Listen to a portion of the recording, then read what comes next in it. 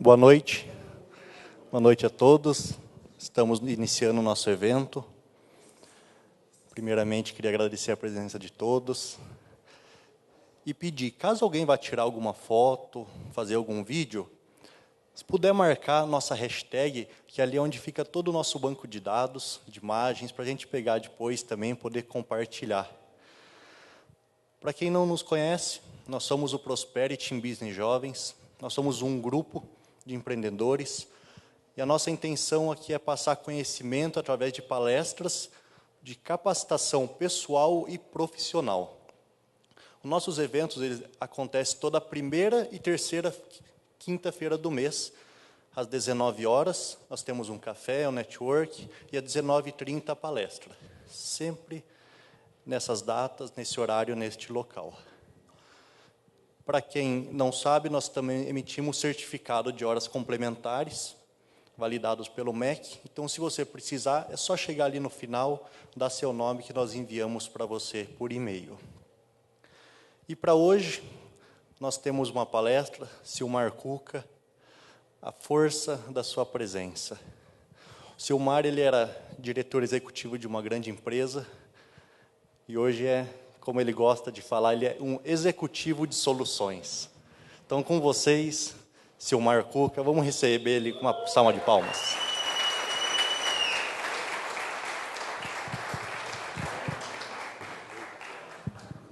Boa noite. Como é que vocês estão aí? Tudo bem? Então, tá bom. Eu vou começar de um jeito diferente o negócio hoje. Deixa eu tirar isso aqui. Colocar no cronômetro. Ah, não, tem um relógio ali, gente. Eu vou começar um pouquinho diferente. Vou falar sobre presença, mas antes de eu falar de presença, eu tenho que falar uma coisa que aconteceu aqui. Alguém já viu eu dando aula ou falando alguma coisa sobre uma pessoa que é meu mentor? Não. Quem já viu falar do Toshihiro Kobayashi, que eu falo às vezes? Quem já viu falar? Levanta a mão aí. Levanta a mão. Isso. Koba-san, por gentileza, fica em pé, né? Esse Toshihiro Kobayashi, ele existe.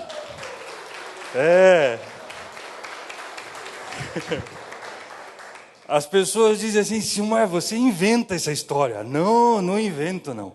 Toshihiro Kobayashi, meu amigo, né? Ele é uma pessoa que me ensinou muito e me ensina muito até hoje, né? Você conhece Toshihiro Kobayashi? Pensa que não.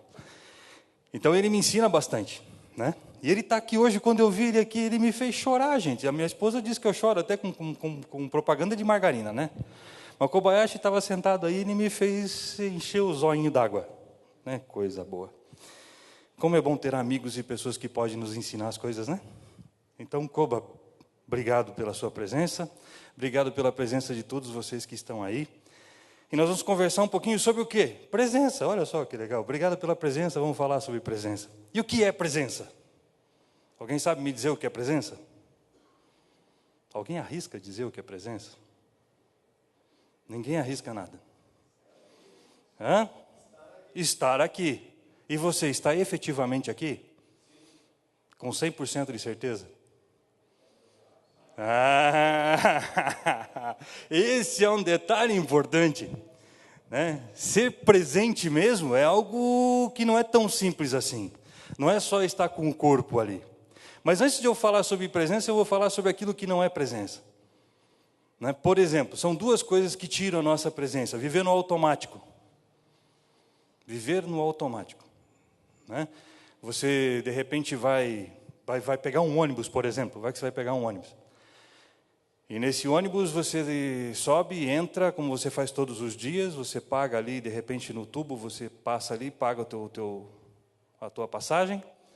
E se eu te perguntar 15 minutos depois se era um cobrador do sexo masculino, se era um cobrador do sexo feminino, você vai conseguir responder sim ou não?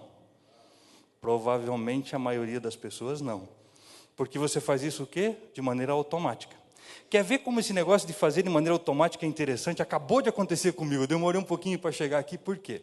Eu estava trabalhando aqui agora à tarde, eu fui em casa, vou tomar um banho, vou tomar um café e volto. Beleza. Aí eu parei perto da panificadora, estacionei meu carro. Tinha um carro estacionado na frente. Aí eu e minha esposa descemos do carro e tinha um cara dentro do carro da frente.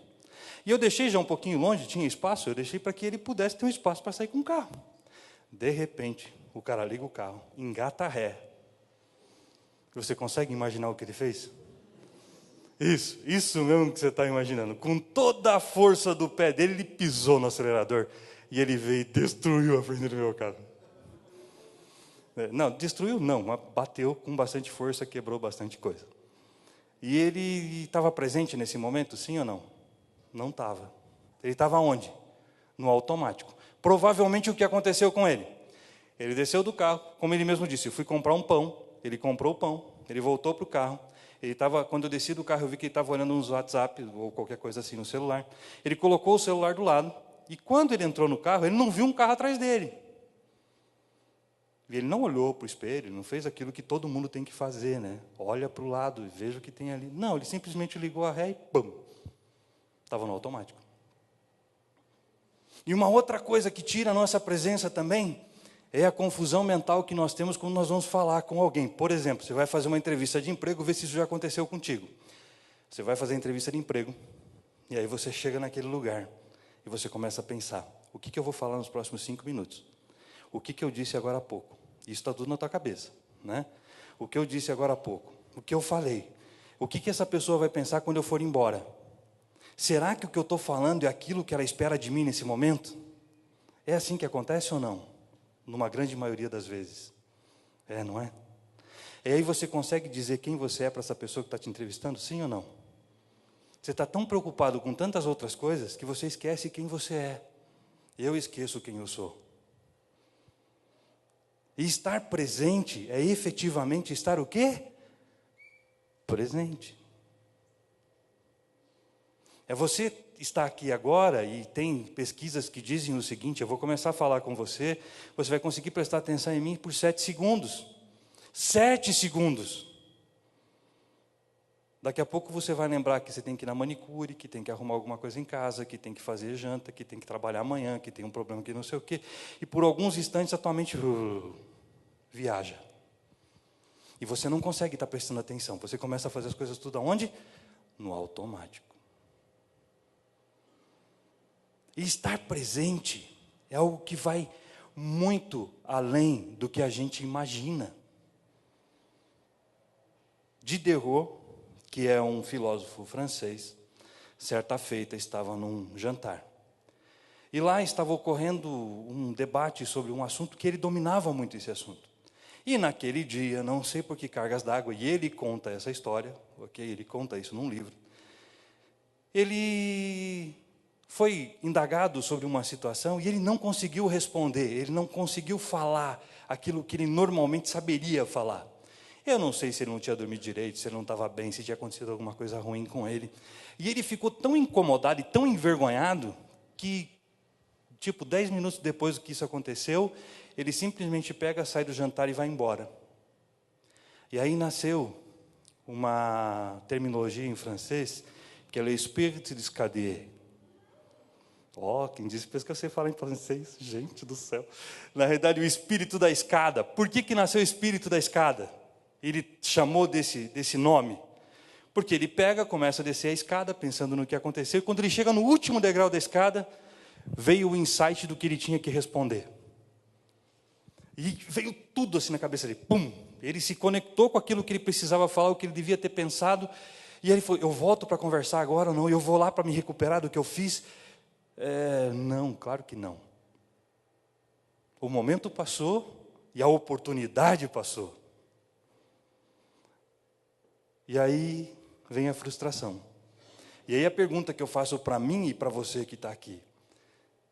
Quantas situações e quantos momentos em nossa vida nós deixamos passar porque nós não estamos presentes e perdemos grandes oportunidades?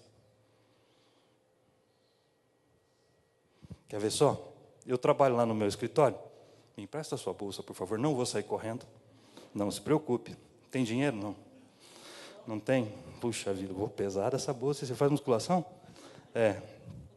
Então veja só. Eu estou lá no meu escritório. As pessoas chegam lá. E às vezes vêm conversar comigo. E elas sentam assim, ó.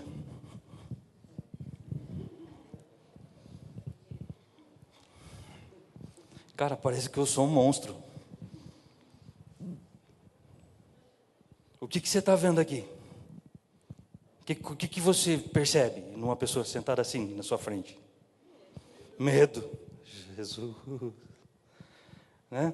E as pessoas chegam nessa condição, elas não conseguem simplesmente estar prestando atenção no que a gente está conversando. E aí eu fico só olhando, né? Porque eu estou aprendi muito com os orientais, né, Kobayashi, né? Eu aprendi bastante com eles, né?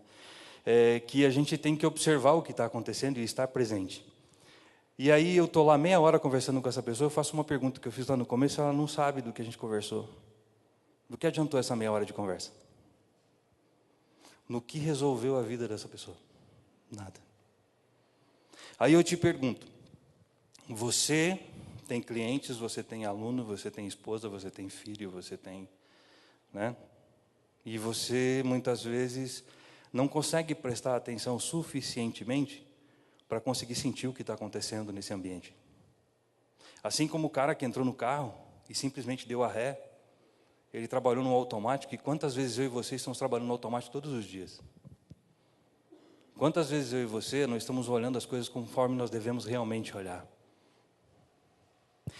E uma parte importante, quando você não está presente, você normalmente faz isso porque você não tem muita convicção de quem você é. Sabia disso?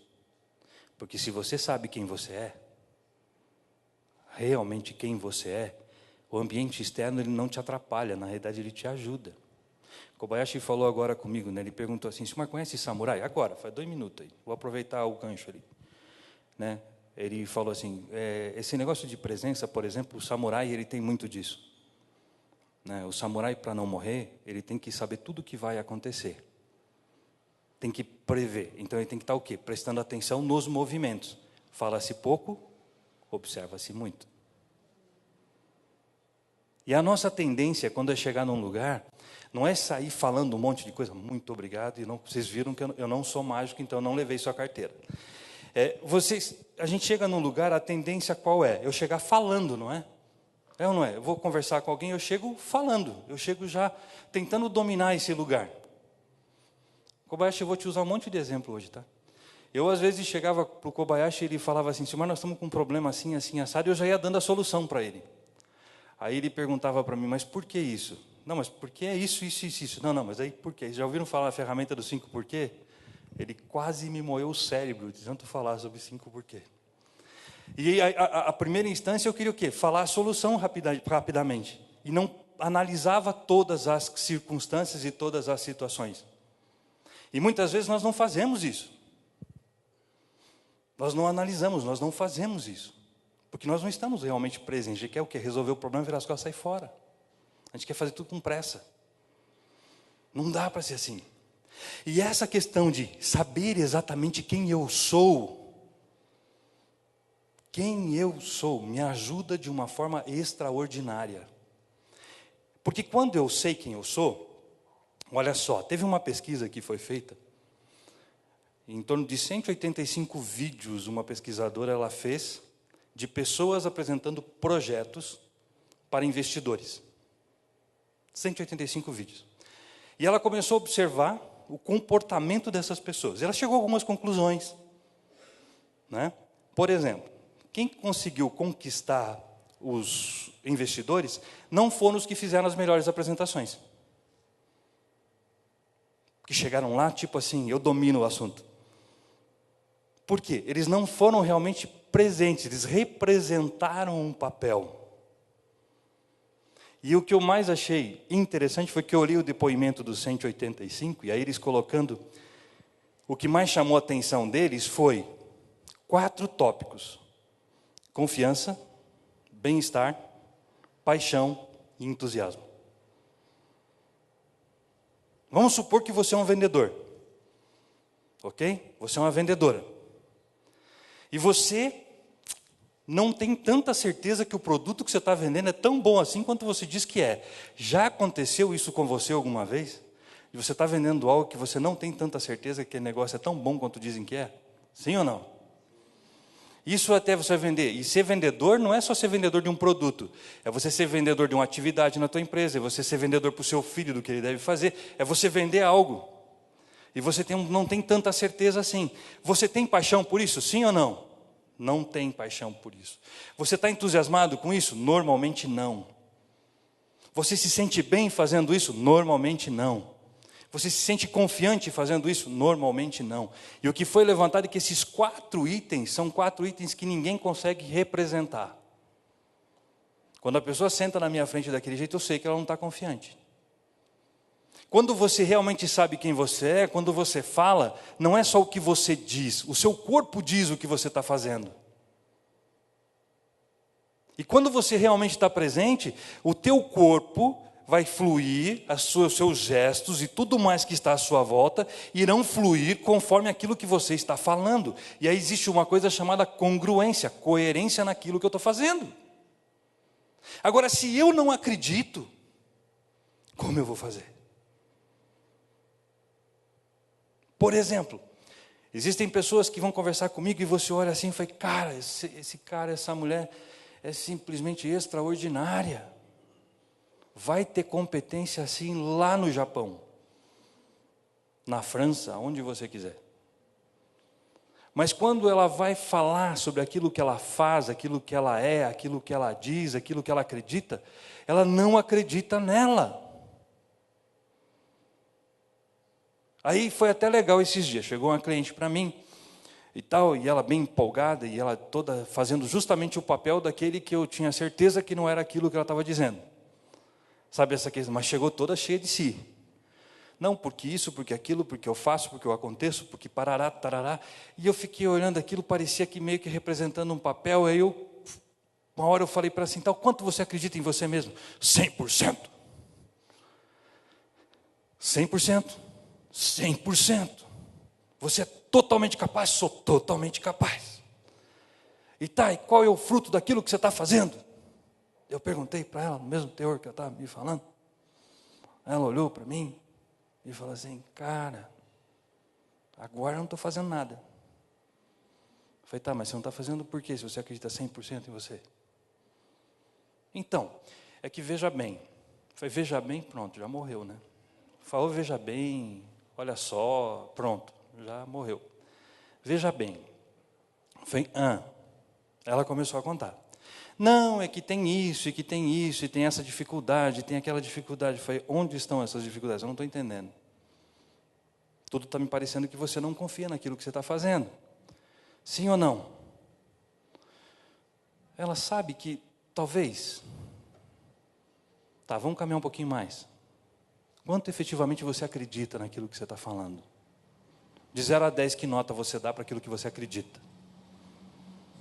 Ela falou, depois que você me fez 2 perguntas, eu digo para você que uns 3. Agora há pouco era 10. Ah, é? Mas por que você diz que? Não, é porque na realidade, eu entendi que eu tenho que dizer que eu posso, que eu consigo. E aí eu falei isso para você porque eu achei que eu tinha que fazer assim. Eu falei, claro, eu posso, eu consigo, verdade. Nós podemos, nós conseguimos, está tudo certo. Mas seja de verdade. Você sabe quem é você de verdade? Você consegue dizer para você quem é você? E o que você tem capacidade e habilidade para fazer? Então, muitas vezes a gente fica pensando em tantas coisas à nossa volta. E, por exemplo, né? Esse negócio aqui é muito bom. É ou não é? Nos ajuda uma enormidade. Sim ou não? Tira a tua atenção, sim ou não? Tem uma avaliação que eu faço que eu chego à conclusão que as pessoas perdem em torno de 40% do tempo do dia delas com relação a isso aqui. Nada produtivo. Isso quer dizer que num dia de 10 horas eu joguei fora 4 horas em porcaria. Usa isso aqui pelo menos para estudar um vídeo, então, pelo amor de Deus, no YouTube, que você aprenda alguma coisa. Pega um livro para você ler em PDF. Usa isso aqui como uma ferramenta que seja produtiva, mas não fica perdendo tempo com isso. E aí as pessoas dizem que não tem tempo para as coisas. Na realidade, eu até postei uma frase hoje no Facebook e no Instagram, né? A falta de comprometimento, a gente usa a falta de tempo como desculpa para a falta de comprometimento. Ah, eu não tenho tempo. Mentira. Sério. Para dizer que não tem tempo, tem que primeiro fazer algumas reciclagens daquilo que está sendo feito para você dizer que você não tem tempo de verdade. A primeira instância, você mata 30% a 40% de desperdício de tempo sem fazer muita força. Em coisa que a gente faz e não deveria fazer, e que tira o nosso foco, a nossa presença das coisas. Para pensar, quanto tempo, talvez você, aqui não, acho que aqui não acontece isso, né? Mas quanto tempo você ficou hoje fazendo coisas que realmente não agregaram valor? E o que é agregar valor? Algo que traga algum resultado para você. E se eu consigo, pensa bem, né? Por exemplo, o trabalho que eu desenvolvo. Se eu estiver sentado à frente da pessoa e eu não estiver observando tudo o que está acontecendo ali, eu vou perder com certeza algo muito importante naquele momento. Por isso que eu digo sobre a questão da importância da presença. Porque quando você está de frente a um cliente, por exemplo, um mero movimento dele vai te indicar alguma coisa que você está indo bem ou está indo mal. E se naquele momento você se desconcentrar, você perdeu o momento, você perdeu a oportunidade. E pode ser a oportunidade que você vai entrar com uma teoria, uma forma de venda que ele vai comprar de você. Mas aí não estava presente. Não foi samurai. Então muitas vezes a gente quer falar, nós temos dificuldade de ouvir. Ouça mais. Sinta o ambiente, sinta as pessoas, sinta você mesmo. Qual foi a última vez que você chegou em casa, foi tomar um banho e realmente disse assim, hoje eu vou sentir a água caindo sobre o meu corpo e eu não vou pensar em mais nada? Qual foi o dia que você parou para observar a sua volta sem ficar pensando em coisas distantes daquele momento? Isso é um exercício. E quando eu estou fazendo isso, eu tenho foco. Se eu tenho foco, eu sou mais produtivo. Se eu sou mais produtivo, eu tenho mais resultado. Se eu tenho mais resultado, eu vou crescer mais. Nós temos o costume de nos distrair com muitas coisas. Então, tem o livro Poder do Agora, tem o livro Poder da Presença, tem livro de tudo quanto é jeito que você pode ler, que vai falar sobre isso. E dessa importância de você estar realmente conectado com o que está acontecendo. E sentindo essa pessoa, sentindo você mesmo, você mesma. Isso traz um resultado que nós não conseguimos imaginar. Eu mudei a minha forma de trabalhar, porque eu fui lá, eu trabalhei na área de manutenção, na indústria, e aí eu comecei a fazer processos de coaching, e aí eu comecei a fazer o processo de coaching como todo mundo faz, do mesmo jeitão, usando as ferramentas, tal, passo a passo, aquela coisa, sessão 1, 2, 3, 4, 5, tal. Aí estou um dia assim, sentado, falando com uma pessoa que já tinha feito um processo de coaching com uma outra pessoa, e aí eu tinha feito um curso de coaching de presença. Né? Ou seja, você aprender a estar presente. Eu não sabia estar presente ainda.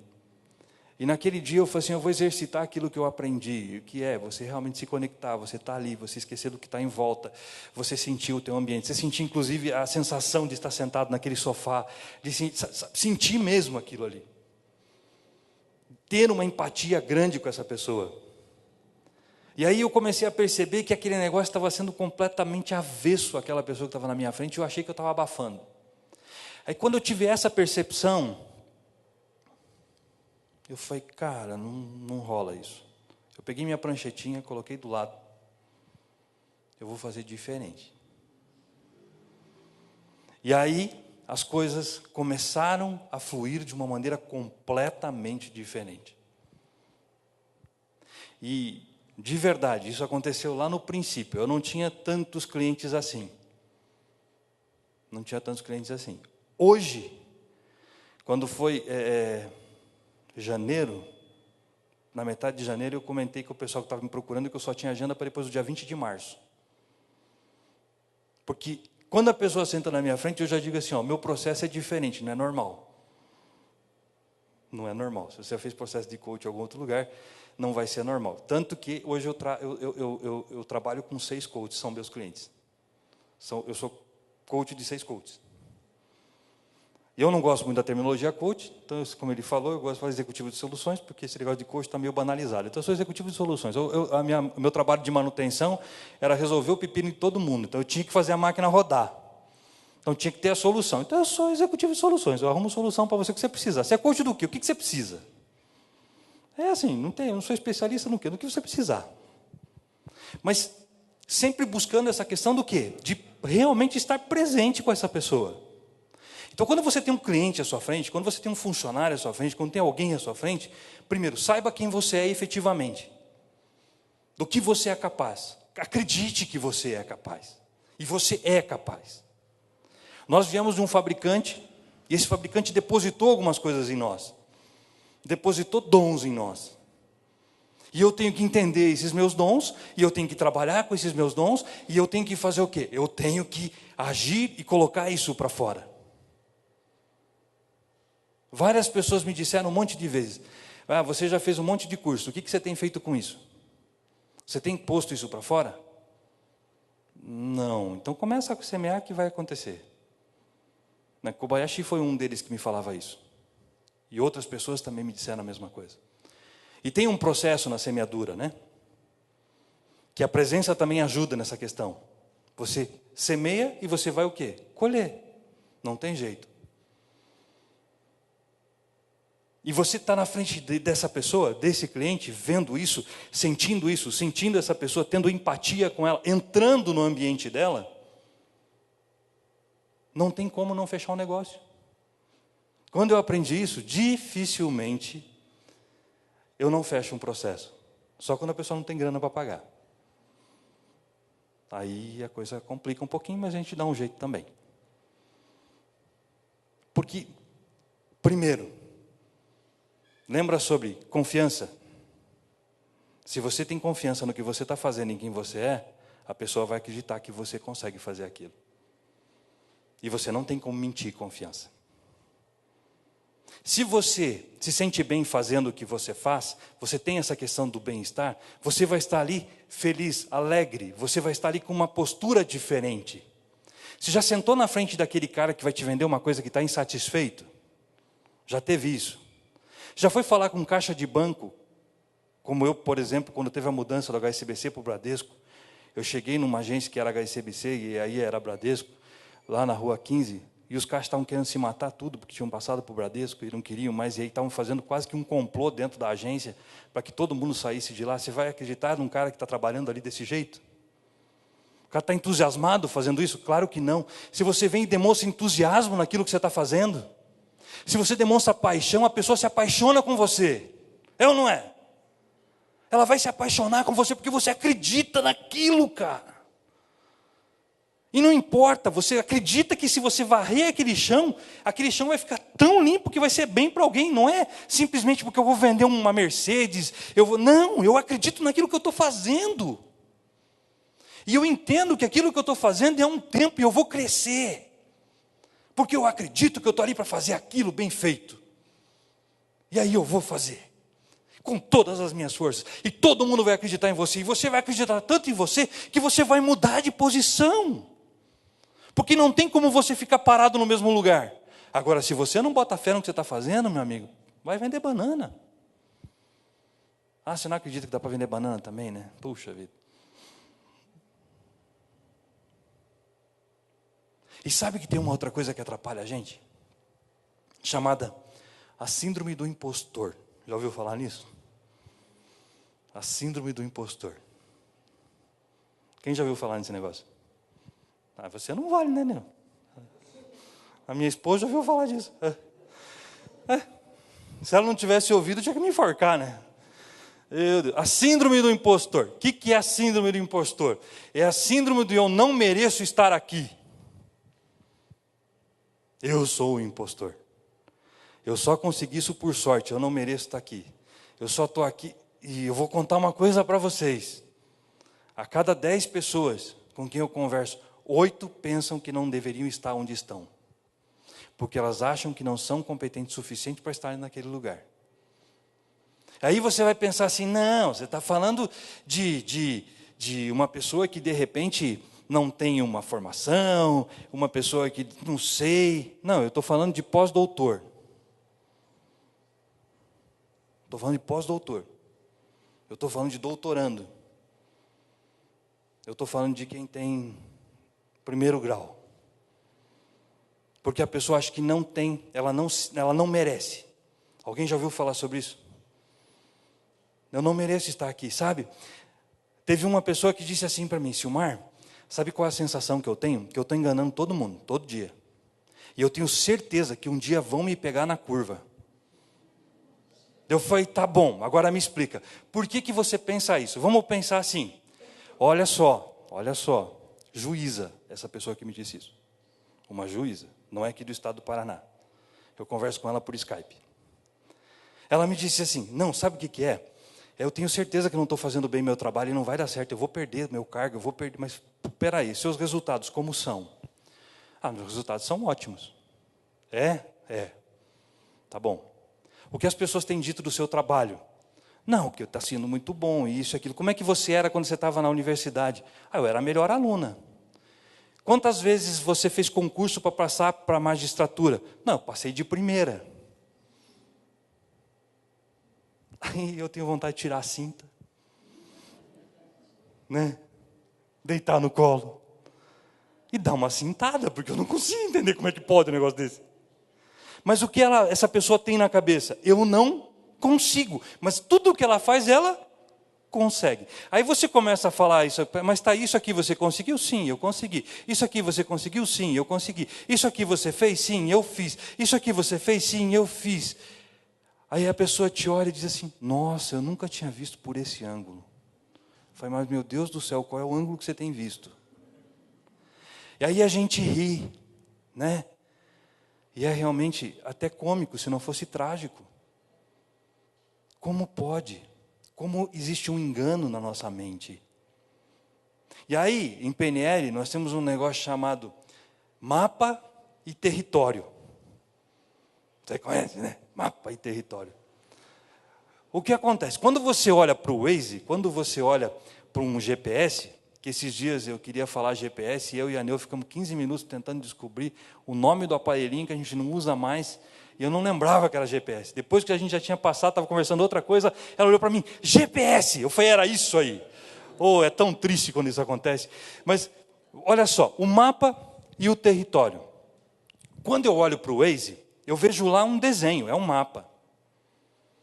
Eu estou enxergando aquilo, eu sei onde fica, eu sei mais ou menos a largura da quadra, eu sei como é que é, qual é a estrutura, eu tenho uma ideia, é um mapa. Então eu tenho uma ideia de onde é. Quando eu chego no lugar, eu sei se aquilo lá é de antipó, se é de asfalto, se é de pedra brita, se tem subida, se tem descida, se tem árvore, se não tem árvore. Eu sei pelo mapa? Eu não sei, eu só vou descobrir quando eu estiver no território. Essas pessoas que acham que elas não podem, criam um mapa na cabeça de que ela não pode. Só que essa não é o território verdadeiro. O território não é esse. Na real, quando a pessoa chega lá, ela resolve qualquer encrenca. Mas o mapa que ela criou nessa mente é, eu não consigo, eu não tenho potencial, eu sou um impostor, eu sou uma impostora. E isso é mais comum do que a gente pensa. Muito mais comum. Porque, de repente, você tem um mapa e um território extraordinário numa área da sua vida, mas na outra, não. Algumas pessoas têm isso no que diz respeito à profissão. Outras pessoas têm isso no que diz respeito à família. Outras pessoas têm isso no que diz respeito ao relacionamento com as pessoas. E nós nem percebemos isso. Nós simplesmente vamos vivendo como? No automático. No fundo, eu não sei quem eu sou, eu estou vivendo algo no automático, e aí eu não consigo mudar esse direcionamento da minha vida. E aí eu me acho impostor, impostora com relação àquelas situações. Eu costumo dizer que as pessoas não vão me procurar porque elas possuem um problema. É ruim, né? Se dizer, eu vou procurar um profissional porque eu tenho um problema. Não. Já começa assim. Pensa só, você é ou não é bom ou boa em muitas coisas na sua vida? Sim ou não? Você concorda? Quem concorda com isso, levanta a mão. Quem não concorda? E quem não acha nada? Tem uns que não levantaram a mão, meu Deus. Vamos lá, então, você, né, é bom em algo. Você é boa profissional em algo. Ok. Tem coisas que de repente você não é. E aí você vai procurar alguém, não porque você tem um problema. Você vai procurar uma ajuda porque você vai melhorar aquilo que você já tem de bom. Não é diferente você olhar assim? Não, eu vou procurar uma ajuda porque eu tenho problema. Não, eu vou melhorar porque eu quero melhorar. Não porque eu tenho um problema, porque eu quero ser melhor no que eu vou fazer. Já começa a forma de pensar. Eu não vou buscar ajuda porque tenho problema. Não, eu quero ser melhor. É diferente. E isso faz muita diferença em nossa mente. Muita, muita diferença. A forma de dizer as coisas. Olha só, se você se atrasa em algum lugar e você chega para a pessoa que estava te esperando, você diz assim: me desculpe porque eu me atrasei. Correto, né? Educado, sim ou não? E se você chega e diz para essa pessoa: muito obrigado porque você me esperou até agora. Como que soa isso para a pessoa que você vai lá dizer para ela? Não é melhor ouvir isso? Puxa, essa pessoa se preocupa comigo. Ela não está pedindo desculpa porque ela fez um macaco. Ela está dizendo: oh, obrigado porque você viu que eu fiz um macaco e estou aqui esperando você ainda. Tem outro teor disso. Agora, nós temos, principalmente aqui no Brasil, nós temos uma mania de valorizar o problema. Eu não tenho que valorizar o problema. Eu preciso saber quem eu sou, ver os pontos fortes que eu tenho e vou melhorar. Olha só, tem uma frase de Steve Jobs que eu gosto muito: o meu trabalho não é ser fácil com as pessoas. O meu trabalho é fazer com que essas pessoas que já são boas serem extraordinárias. Todo mundo é muito bom, vamos ser extraordinário? Essa é a ideia. Agora não, eu vou procurar ajuda porque eu estou cheio de problema. Eu sou, afinal de contas, um coitado. Coitado mesmo se estiver pensando desse jeito. Muda a forma de pensar. Tudo está aqui, ó. Aqui, na forma que eu penso. Tem um livro que eu gosto muito, chamado Bíblia.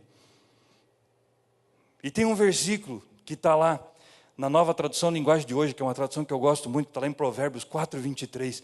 E diz assim: tome cuidado com o que você pensa, porque a sua vida depende dos seus pensamentos. E aí tem um outro lá que parece que um é 4:23, o outro é o 23:4. Lá diz assim: tudo aquilo que você pensa em sua alma, pensa em mente, assim é. Eu e você somos frutos do que nós pensamos e do que nós falamos. Se eu estou presente e penso que estou presente, sem que eu sou, me preparo, não é simplesmente assim: o Silmar está falando que eu tenho que pensar que eu sou, então eu sou um pássaro, eu vou estar aqui no 23º andar de um prédio aqui no centro de Curitiba, eu vou me jogar aqui de cima e vou sair voando. Eu não disse isso. Beleza? Porque senão fica assim: o Silmar disse que eu tenho que acreditar em mim, então eu acredito que eu sou uma gaivota e eu vou sair voando. Não, não é isso. Agora, você estuda, você se prepara, você se capacita. Acredite no que você fez. Acredite no potencial que você tem. Pensamento gera sentimento. Sentimento gera ação. Ação gera resultado. E esse ciclo, ele tem o lado do crescimento ou o lado da morte. Porque se eu acredito 100% no meu potencial, eu sei quem eu sou, eu consigo estar presente, eu entendo da minha capacidade, eu sei o que eu tenho de dom, eu sei que eu consigo fazer isso, eu sei que eu tenho esse potencial, não importa o que vão falar para mim, eu sei quem eu sou. Não é a mídia social que vai dizer que eu sou ruim, não é o meu vizinho que vai dizer que eu sou ruim, não é tal pessoa que vai dizer que eu sou incompetente, não, eu sei quem eu sou. Legal, eu aplico 100% desse meu potencial nas minhas ações, o meu resultado vai ser equivalente aos 100% das ações que eu coloquei, e as minhas ações vão me trazer uma coisa chamada crença. Eu vou crer nesse resultado tão forte, que vai levar meu potencial mais ainda. Eu vou acreditar que isso dá certo, porque eu pensei, eu senti, eu fiz, aconteceu, teve resultado, eu acredito ainda mais nisso, e eu vou e consigo produzir. Agora, se eu faço o contrário, eu não acredito 100% em mim, eu acredito 50% só. Aí eu vou fazer a ação de 50%. E aí o meu resultado vai ser de 50%. E aí eu vou começar a acreditar só 25%, porque os 50% já foi pouco. E aí daqui a pouco eu morro, porque eu não acreditei. O inverso é verdadeiro. Eu preciso saber quem eu sou. Eu preciso acreditar que eu sou capaz. E é interessante que se eu consigo me conectar com as pessoas, você começa a sentir o que ela sente. Falei, no começo. A minha esposa diz que eu choro. Aqui acho que eu não falei isso. Eu falei ontem na aula que eu estava dando. Ela diz que eu choro até com comercial de margarina. Então, comercial de margarina eu choro, né?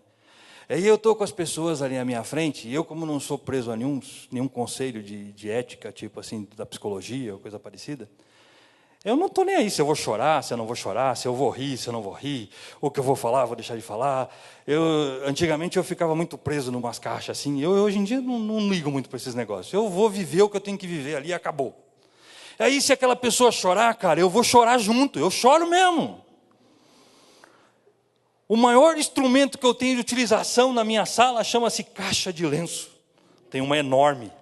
E tem um estoque dentro do armário, porque sempre acaba no meio da semana. Por mais que eu troque toda segunda-feira. Vai rindo. É um negócio fantástico. Aí, quem já passou por lá sabe disso. É ou não é? Tem umas pessoas aqui que já passaram por lá. E aí, eu sempre digo, aqui é o lugar que você pode chorar à vontade. Inclusive, eu vou chorar com você. Se você sorrir, eu vou sorrir com você. Se você pular, eu vou pular com você. Só se você quiser se jogar do 8º andar, que é meu escritório, eu não vou me jogar com você. Isso eu não vou fazer. Mas se você quiser se jogar do 8º andar aqui na Avenida Batel, cair lá embaixo, está tudo certo. Eu vou tentar te segurar. E é engraçado, você pensa que isso não acontece? Às vezes eu uso uma dinâmica meio maluca. Eu tenho um sofá assim, aí eu levantei a minha cortina, a minha persiana. A minha persiana é elétrica, gente. Ela foi subindo, e eu estava sentado no braço do sofá aqui, e o meu cliente sentado no braço do sofá aqui. E aí nós fomos falar sobre uma questão chamada depressão, e falar, usando a nuvem como um exemplo, tal, e porque ela estava numa situação meio estranha. Daí terminou de levantar a cortina ali, a persiana. Ela olha assim, o que aconteceria se eu me jogasse daqui? Eu falei, simples, se você não morrer, pelo menos vai se quebrar inteira. É o que eu posso te dizer, mas não tem sentido se me falar um negócio desse. Agora, se você está precisando de um psicólogo, eu te indico alguns que eu conheço. Esse não é meu trabalho. Né? Então, tem umas pessoas que dizem uns negócios doidos assim. Eu falei, cara, isso aí eu não mexo, não. Isso não é minha área, não. Tem o Danilo aí, né, Danilo? Danilo resolve essas coisas, né? Danilo é psicólogo. Tem a filha do Kobayashi, a Cláudia também psicóloga, né? Tem bastante psicólogo que eu conheço aí. Tem mais algum psicólogo aí? Levanta a mão se tiver. Não tem? Não tem, só tem você e a Cláudia, a filha do Koba. Então, as pessoas têm uns pensamentos meio malucos. Voltando. Aquele que se acha impostor, ele sempre acha que não consegue. Essa semana, estava conversando com um jovem. Todo processo que ele participa, ele passa em primeiro ou segundo lugar. Todo processo que ele participa, ele passa em primeiro e segundo lugar. E eu já vi ele participar de 5 processos, acho. E todas as vezes ele diz, eu não sei como eu consegui passar. Eu acho que foi sorte. Acho que esse eu vou ter que mandar para você, Danilo. Porque eu não sei mais o que falar para ele. Sabe? Como assim? E o menino é extraordinário. Mas ele está entendendo. Tem uma outra pessoa que participou comigo semana passada também. E Pensa, não conseguia se sentir calma e tranquila dentro de um elevador. Quem aqui tem medo de elevador? Alguém tem medo de elevador? Você sabia que existem pessoas que têm pavor de elevador? Sim ou não? Tem pessoas com pavor de elevador.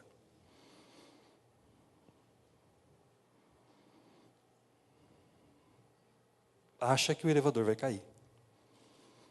Isso é um mapa ou um território? A sensação que o elevador vai cair sempre. É um mapa. O território, o elevador não vai cair. A pessoa que se vê como passa em todos os testes, tudo o que vai fazer, e ela acredita que não tem competência, o que ela está enxergando é o mapa ou é o território? É o mapa, não é o verdadeiro território. Aí a pergunta que eu quero fazer para você, em algumas coisas na sua vida, você tem visto um mapa ou o verdadeiro território? Começa a pensar nos resultados que você traz em todas as áreas da sua vida e o que você tem pensado sobre esses resultados e se imaginando, quem sabe, como um impostor ou uma impostora. E você nem se percebeu desse detalhe. E o fato de eu me imaginar um impostor naquilo que eu estou fazendo, me deixa estar presente ou não? O que vocês acham? A pessoa que se considera um impostor ou uma impostora, ela consegue sentir-se presente? Sim ou não? Quem acha que sim, levanta a mão. Quem acha que não? Beleza. Só você, Jonas, que não levantou a mão, mas eu imagino o que você pensa. Eu imagino que é não. Né? A pessoa não consegue se sentir presente. E sabe o que é mais legal? Essas pessoas, elas conseguem ter bons resultados ainda. Sim ou não? Consegue imaginar se estivesse 100% presente, aonde essa pessoa chegaria? É isso mesmo. Nossa, velho, vai chegar aonde um cara desse? Muito longe. Extremamente longe. Então, quando você for fazer qualquer coisa, esquece do celular. Procura não se focar no problema. Faça o que você tem que fazer concentrado naquilo que você está fazendo. Foco é poder. Foco é poder. Presença traz foco. Foco traz grande resultado. Aquilo que você leva 6 horas para fazer, você vai fazer em 2. Tenha plena convicção disso. O celular é um problema para você, a gente tem uma técnica bem interessante para você que tem problema com o celular.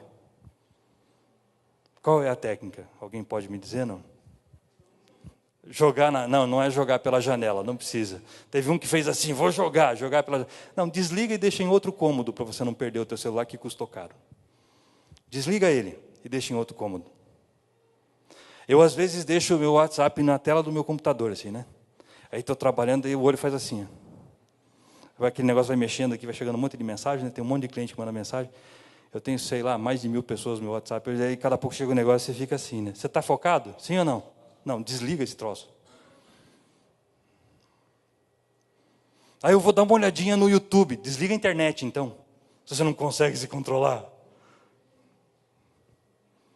Para ter foco, para ter presença do que você está fazendo. Você vai ser mais rápido, vai ser mais produtivo. E aí o resultado vai ser melhor. Por isso que a presença tem uma força muito grande. Porque quando eu consigo estar presente, quando eu não fico pensando naquilo que vão pensar de mim, porque na realidade eu sei quem eu sou, não importa o que pensem de mim. Vou confessar para vocês, as primeiras vezes que eu fui atender alguém, eu ficava pensando assim, velho, se eu fizer uma caca. Enquanto eu atendia de graça, estava tudo certo, ninguém me pagava. Se fizer besteira, não me pagou mesmo, né? Estamos aprendendo aqui. Mas quando você vai lá e cobra, e o cara vai e te paga ainda por isso.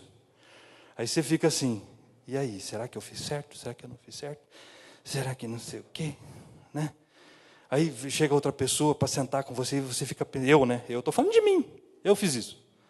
E aí, será que... E se...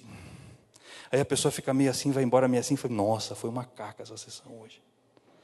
Olha só, o que eu fiz de errado? E aí você tem uma vontade de perguntar para a pessoa, e aí, como é que foi? Será que você está esperando um feedback dela? E ela vai dizer para você, e para mim faltam só 10 minutos para eu acabar com o que eu tenho que falar, segundo o que o meu amigo Daniel falou. E aí eu fico assim naquela, como é que eu vou atender outra pessoa?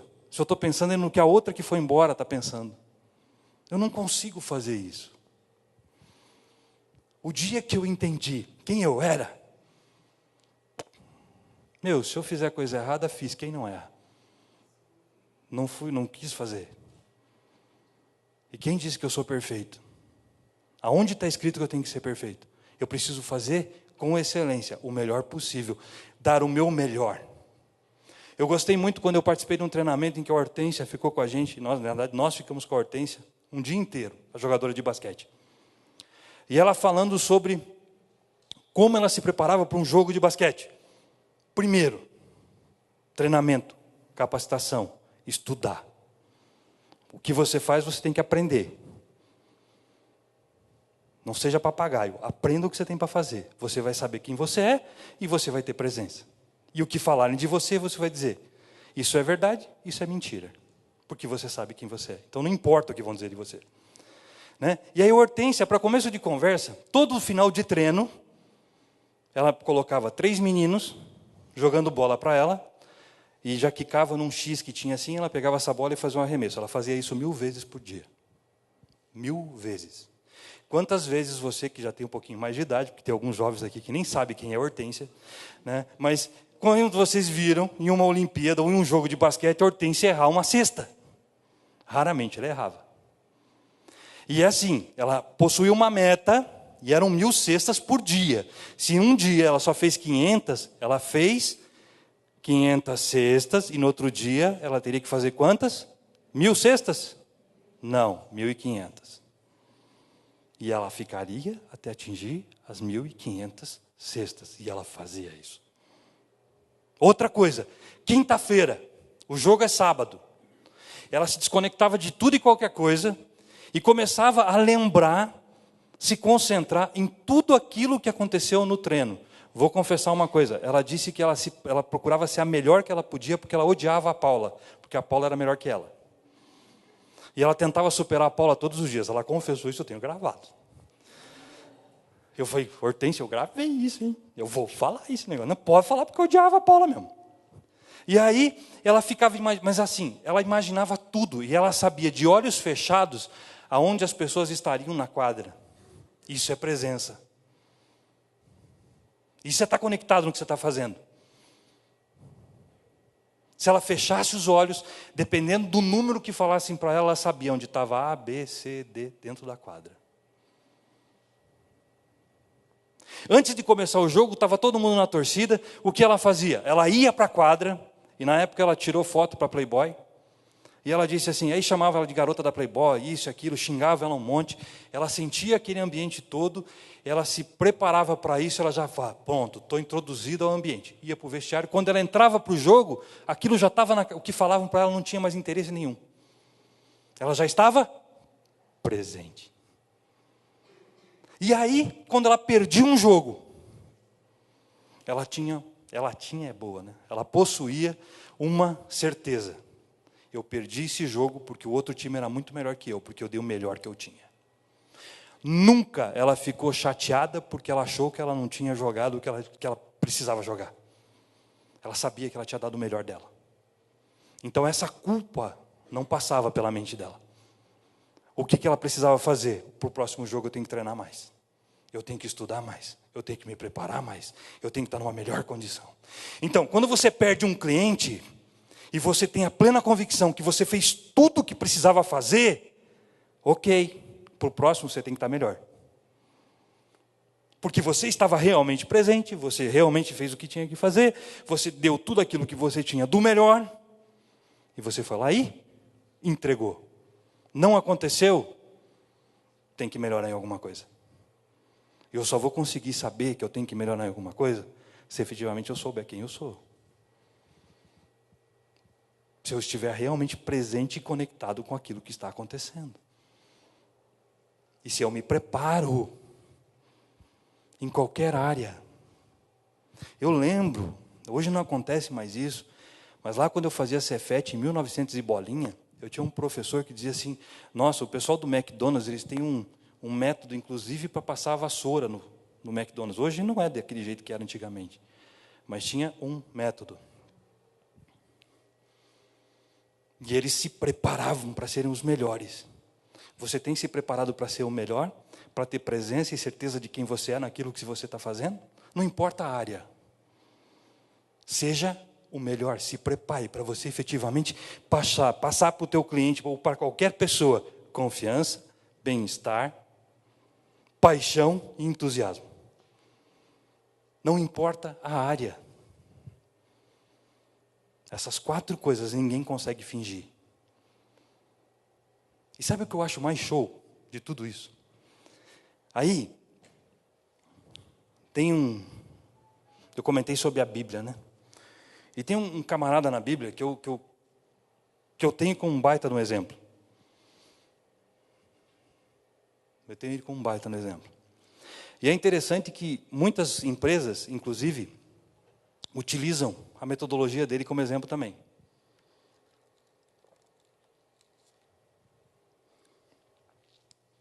Eu trabalhava numa multinacional italiana, e aí quando a gente sentava para ter a reunião com a diretoria, nosso diretor, o Irã, conheceu o Irã, né, Koba? Irã Reis. Irã era um baiano. Aí o Irã dizia para nós assim, olha, você precisa cuidar dos seus 12.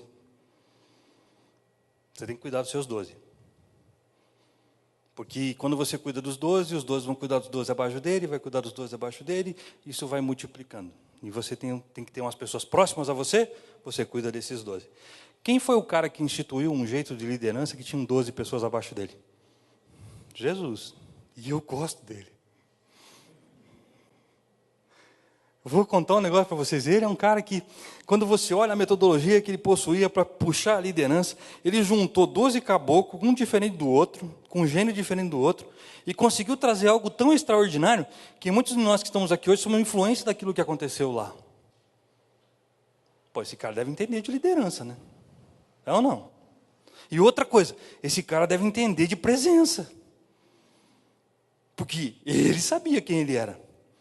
Tanto que ele sabia quem ele era, que eu acho extraordinário uma coisa. Às vezes a gente está lá num problema, e aí você vai lá para resolver o problema X.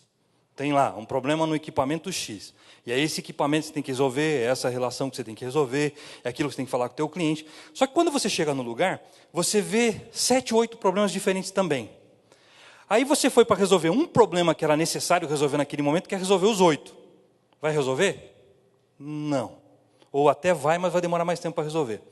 E aí eu acho interessante que a história conta que um dia Jesus está entrando num lugar, perto de um lugar que chama Tanque de Betesda, não sei quantos conhecem, tem o Tanque de Betesda. Aí ele chega lá. E esse lugar, conta no livro chamado Bíblia, que lá nós tínhamos vários doentes.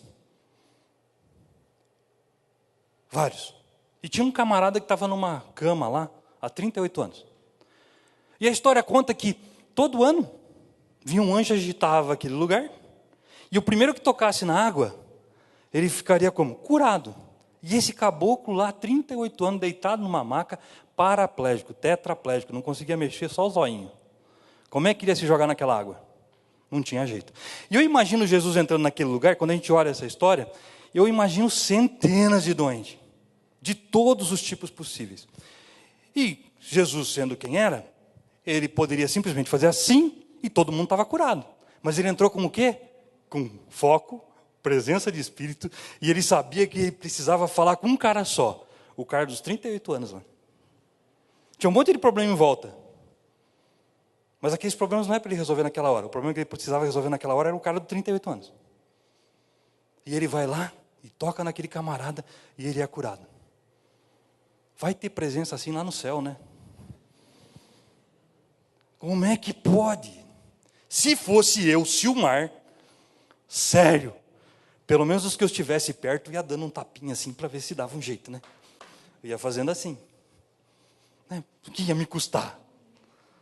Percebe como a gente perde o foco às vezes? Né? Mas ele não. E o que eu acho mais legal, quando a gente se encontra com ele, nós começamos a aprender muitas coisas com relação a isso. A presença, a ter foco, a conseguir sentir o outro, a conseguir ter compaixão pelo outro. Eu aprendi muito com ele, aprendi muito com o Kobayashi, verdade. Muito. Aprendi muito com meus pais, Aprendi muito com um monte de mentor. Uma coisa legal para você, tenha mentores. E os mentores podem ser pessoas físicas ou simplesmente literatura, pessoas... Olhe, aprenda com os outros. É mais fácil do que ficar sofrendo. Muito mais fácil. Um mentor é aquele que já passou por uma situação e ele vai te mostrar um caminho mais suave para você. Tenha mentores. É mais fácil de se sentir presente. Escolha pessoas para você andar junto. Nem que seja por leitura, enfim. Tenha pessoas que te ajudem. E Jesus é um grande mentor, porque várias pessoas escreveram sobre ele. Estilo de liderança, forma de conduzir as coisas, forma de resolver os problemas, enfim. Eu passo aqui o resto da noite falando sobre o que ele pode nos ajudar. Né? E um dia eu me encontrei com ele. Um dia eu me encontrei com esse camarada chamado Jesus. E muitas coisas da minha vida mudou. E o mais engraçado é o seguinte, que muitas vezes a gente fala que Jesus é uma religião. Não. Não é uma religião. Eu faço tudo isso que eu faço, talvez algumas pessoas não saibam, mas entre outras coisas eu sou pastor também. Né? Sou coach, sou pastor, sou mecânico, sou um monte de coisa. E eu entendo que Jesus ele nos ajuda em muitas áreas da vida. E religião é muito diferente de cristianismo. É muito diferente de Jesus. Não é uma placa de igreja. É ter algo diferente no teu coração. Beleza? Eu posso pedir para vocês ficarem em pé, por favor? E assim, como eu acredito nisso, eu acredito em Jesus e tal, eu quero te perguntar uma coisa. Eu não conheço todas as pessoas que estão aqui, mas eu estou falando um pouco sobre presença, eu estou falando um pouco sobre essa questão de você conseguir se enxergar diferente. E ter Cristo conosco nos ajuda a fazer enxergar muitas coisas diferentes. Ele renova a nossa mente, ele renova muito aquilo que nós paramos, pensamos, enfim. E eu quero perguntar se nesse dia, nessa noite, alguém gostaria, e veja, não estou falando de religião, você está no terreno de uma igreja, que aqui é uma igreja, algumas pessoas de repente não conheciam que aqui é uma igreja. Eu não estou dizendo para você que você precisa estar nessa igreja, que você precisa estar nesse lugar, não estou dizendo isso. Eu estou te dizendo, você quer se encontrar com Cristo Jesus? Do seu jeito, da sua forma. E a única coisa que você precisa fazer é levantar a sua mão e dizer assim, eu quero Jesus e quero que você me traga uma coisa chamada paz que excede a todo entendimento. Que é uma paz que ninguém consegue entender. E eu te digo uma coisa, por experiência própria, a paz realmente ela vem e entra em nosso coração.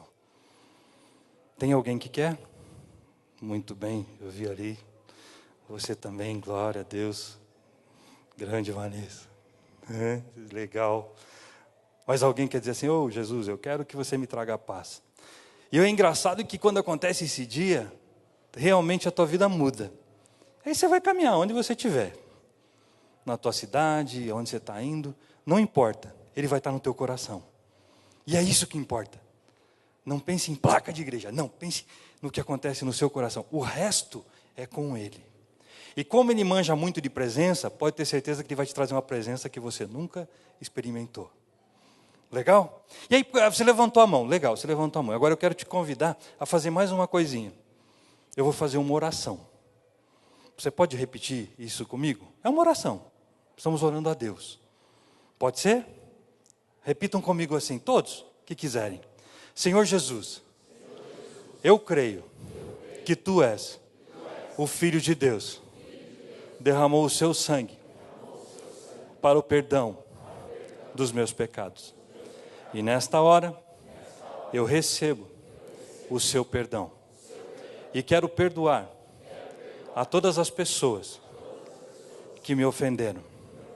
E neste momento, eu as abençoo com salvação.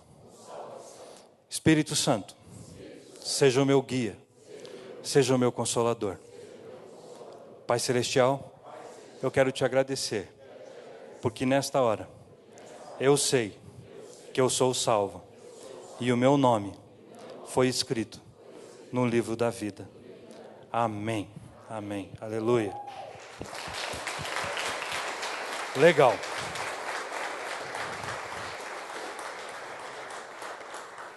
Velho, isso é 10 demais. Deixa eu te falar um negócio.